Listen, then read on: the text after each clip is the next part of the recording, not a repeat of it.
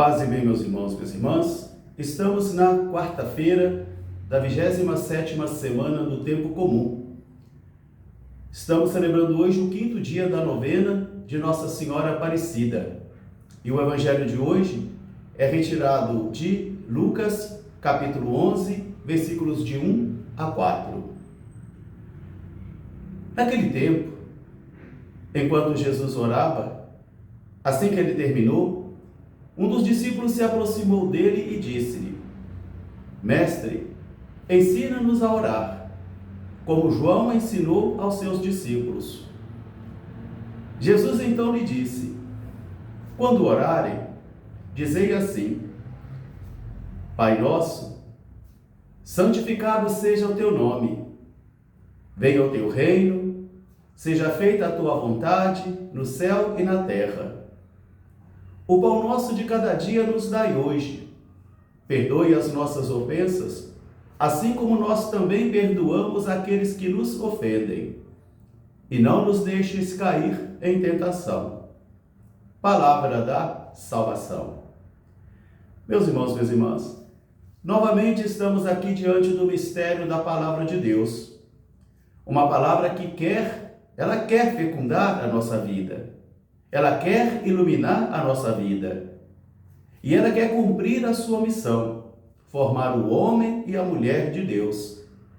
Mas para isso é preciso que eu e você tenhamos o coração como um solo fértil para acolher essa semente de palavra que Deus semeia em nossos corações.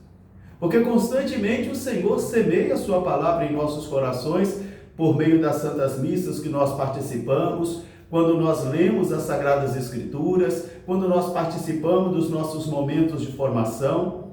Em todos esses momentos são fecundos, onde a palavra de Deus quer levar a termo aquela obra que Deus iniciou em minha vida e em sua vida e que ainda não está concluída. Ainda não está.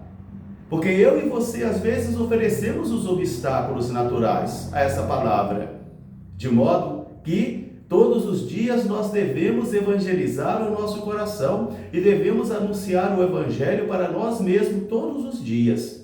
E para isso é muito importante que eu e você observemos os meios de crescimento espiritual com disciplina e fidelidade.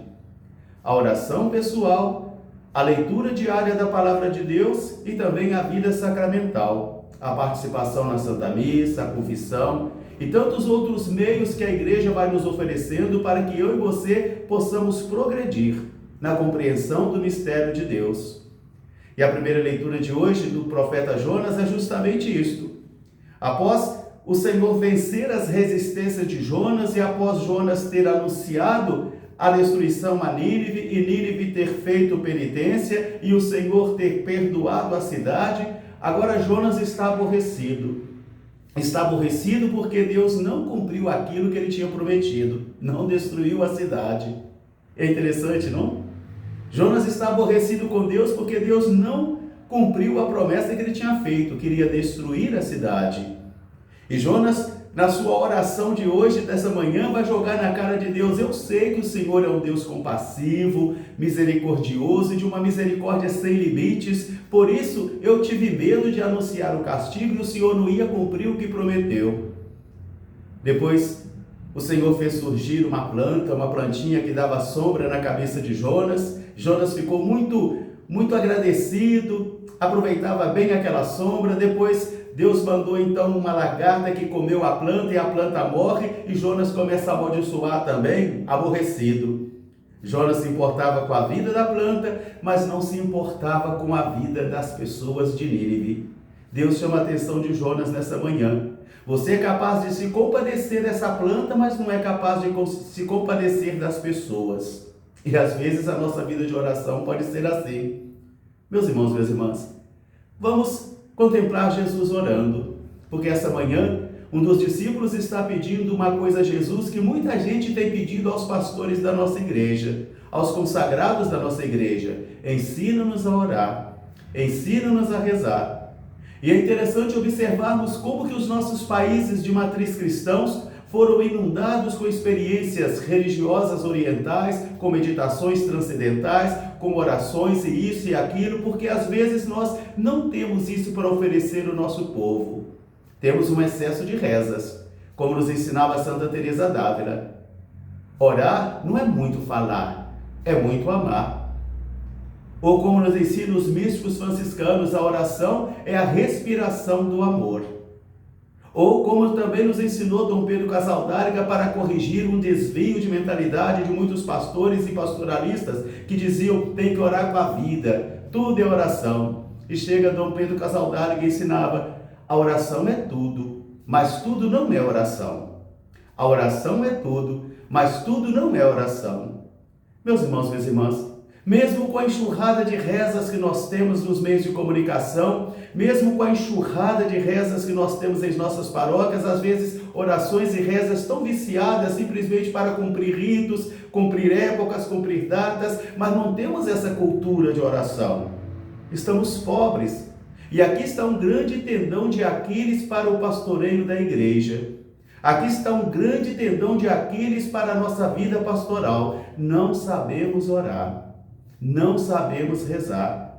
Às vezes sabemos produzir muitas rezas para adoração ao Santíssimo, para a Via Sacra, para a Via Crucis, para isso, para aquilo, mas são somente palavras externas, enxurradas de ideias e de palavras, mas que não estão em consonância com o coração, não estão em harmonia com o coração. E como vai nos ensinar nosso Pai São Francisco, a harmonia da vida e de oração é que deve acontecer, e não a harmonia das vozes. E sim a harmonia da vida com o coração, porque pode estar acontecendo um divórcio muito grande entre aquilo que eu rezo e aquilo que eu faço. Um divórcio.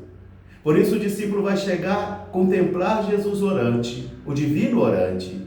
E Jesus vai orar constantemente solitário. Por exemplo, Jesus vai orar para perguntar ao Pai se a missão dele está sendo cumprida com fidelidade.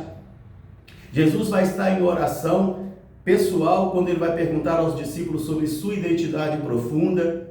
Jesus vai estar em oração quando ele também se transfigura. Jesus vai estar em oração quando ele vai escolher os 12. Jesus está em oração quando ele vai caminhar para Jerusalém e vai tomar uma firme decisão de coração.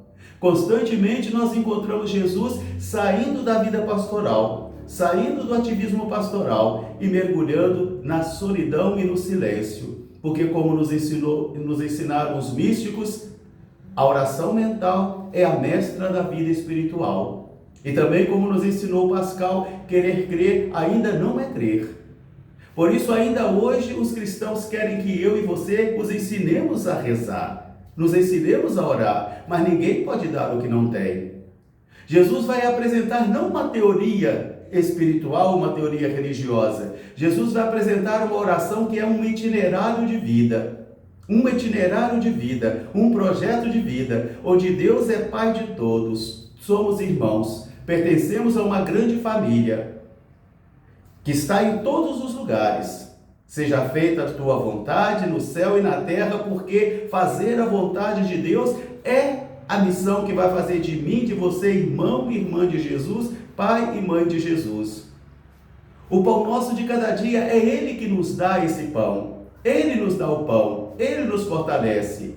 Nos dai hoje e perdoa as nossas ofensas, porque nós também perdoaremos aqueles que nos ofendem. Veja aqui, perdoa as nossas ofensas, porque nós também perdoamos aqueles que nos ofendem.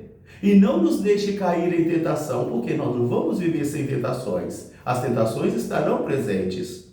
A oração do Pai Nosso não é uma oração para papagaios. Não é uma oração somente como um disco que vai repetir o tempo todo. Mas é uma grande provocação. É um grande desafio.